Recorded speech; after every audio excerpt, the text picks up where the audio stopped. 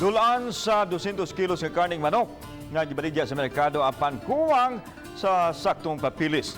Gikumpiskar sa mga otoridad kay makonsiderar kining hot meat. Gidispatsar na kini sa taga National Meat Inspection Service kon NMIC. Ang report ni Nico Serino. 184.63 kilos sa sagol whole dress chicken ug mga cut-ups o lain-laing hiwa sa manok ang gikumpiskar sa taga-NMIS niadtong Biyernes sa merkado sa Naga City.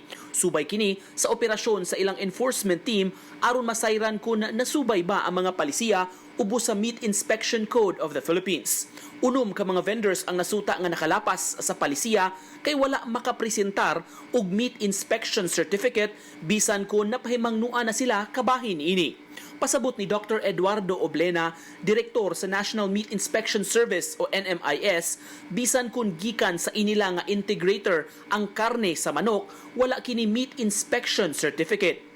Ang MIC magpamatuod nga miagi og naproseso sa usa ka NMIS certified facility ang karne ug luwas kini. Ang operasyon ug confiscation gi-coordinate sa City Veterinary Office ug kapulisan ug ilasab na pablotter. Ug tungod kay makonsidera nga hot meat, gipangunayan sa personnel sa ahensya ang paglubong ni atong weekend sa moabot 30,000 pesos nga balor sa karne sa manok. Samtang laing na inspeksyon sa taga-NMIS ang merkado publiko sa Minglanilla. May mga vendors nga nahatagan og final warning kay migamit gihapon og puwa ug yelo nga mga suga sa ilang displayhanan.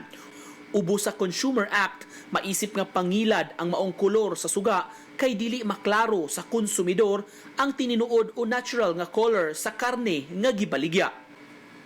Uban ni June Sulon, Nico Sereno,